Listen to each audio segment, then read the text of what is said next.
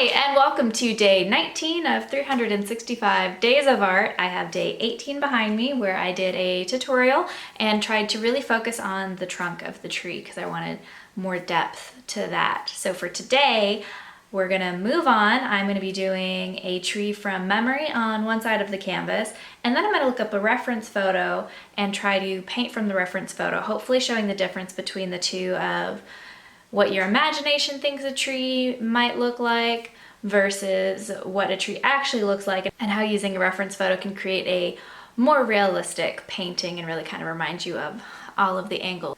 We're going to try something a little bit different today while I'm painting. I'm still going to film it and do kind of the fast forward with a lot less cuts because today I'm not following a tutorial, so I really want you to see everything that I'm doing. Hopefully if you like the results you can kind of follow along.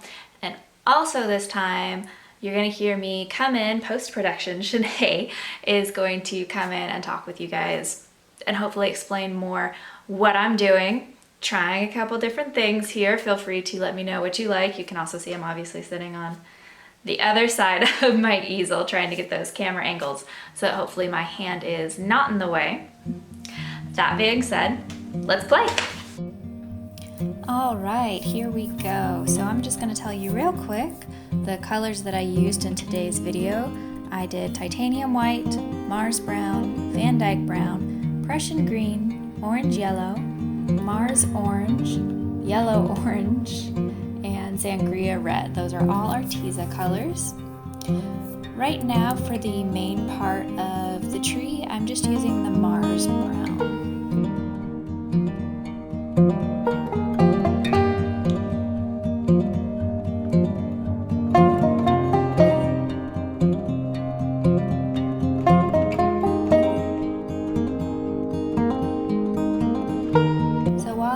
My trunk and branches with a soft, small, round brush. You can see, like in the previous videos, I'm using a very stiff, bristled, round brush for the leaves. And that's because those stiff bristles are what give you that stippling effect. And what you're not seeing on screen here that's happening off screen is in between each color, I make sure to rinse my brush really, really good because I don't want the colors just muddying together, as well as I beat a lot of the water out of the brush because that's something else. I don't want it putting water on there, I just wanted to put paint on there, which is how you get the different leaves. This is the tree from my imagination. Full disclosure, what I did is I went online and I found a reference photo, picked it out, and then I closed my laptop, I didn't look at it, and just kind of picked from my memory, trying to decide what I thought a fall tree would look like. This is me just wishing fall into existence. I'm sorry, my summer enthusiastic viewers. I'm ready for fall. I don't really do summer. I like layers, not only on my paintings, but I also like layers for my clothes.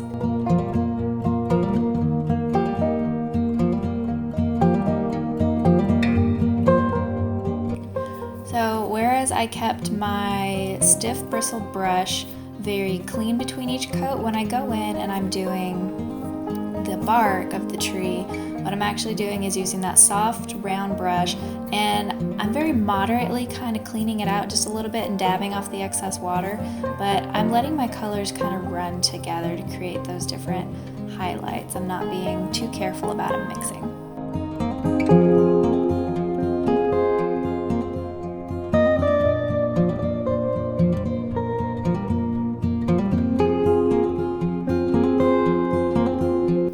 Just enough water on your brush for that paint to flow, but you don't want it to be dripping down your canvas. We're not trying to do watercolor, but I also don't want to dry brush it either.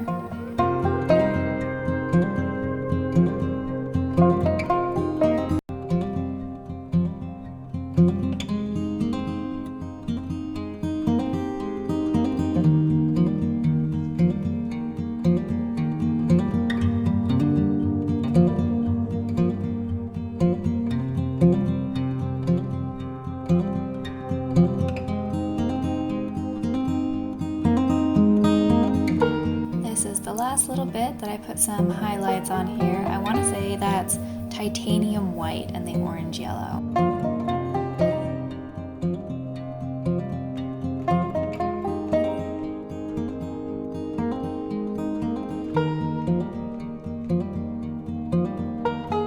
You see me getting started on this other side.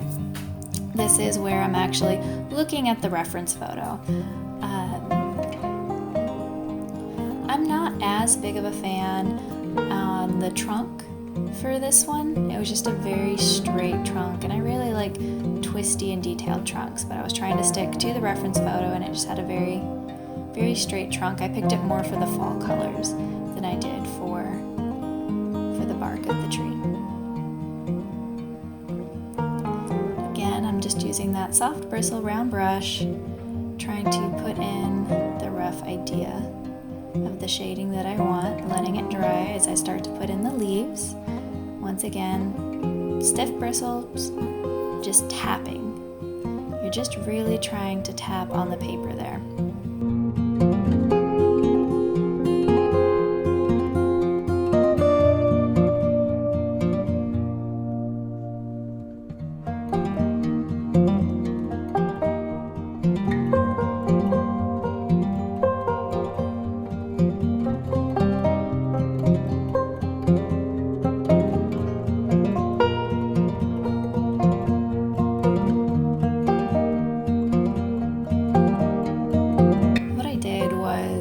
That first layer was just telling me where some of those base colors were, and now I'm trying to go in and focus more on my shadows.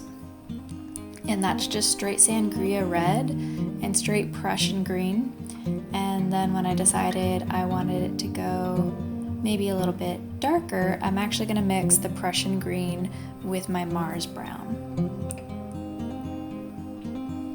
And that was just straight yellow ochre that I'm tapping in there. This is a nice bright orange that I picked out. Those beautiful fall colors. And going in with that yellow. Beautiful bright colors. So already I can tell when I'm looking at them, I really like the coloring of my leaves a lot better in this reference photo. However, I like the bark of the tree in the one that I did for my imagination.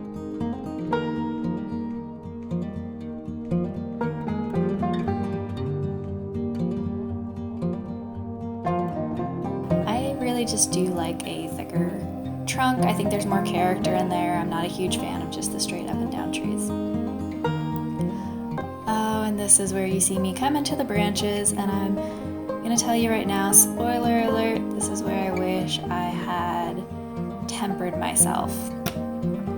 Part of what can make your tree look really done is adding in all of those branches that you're gonna see through the leaves, and that's as simple as you put your leaves down first, put your branches on once again over top of them, and then you can always stipple some more leaves back on top to hide them a little bit. But when you try to do it all in one layer, if you do just your tree trunk and branches, and then you put the leaves over top, or vice versa, that's where you don't get that kind of like see-through effect.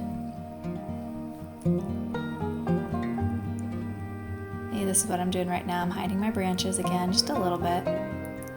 And we are all done. Love the leaves of the top one. I really got the colors. That was perfect. I had to remind myself with the reference photo, you know, what colors were where, and that was really helpful. It was helpful for the branches, but that's also where you have to tell yourself when to stop. What is the artistic goal? And that's really it. So there you have it. I have two trees, one from a reference photo, one from me trying to remember, so using my imagination. There are good and bad qualities of both. And I think this is where artistic view really comes into play. You know, you kind of have to decide what looks good, what doesn't look good, depending on the reference photo or not. And I think that's fantastic. So wrapping everything up here today, I actually have some cleaning to do. You can tell I have blue on my hands and there's no blue in this painting. I was trying to clean up a splattered mess. So getting everything wrapped up, let me know if you like this new format or not. If there's anything you want to see from me, hit me up in the comments. As always, let me know if you're up to something artsy. We can chat about it. I will see you guys tomorrow for day 20.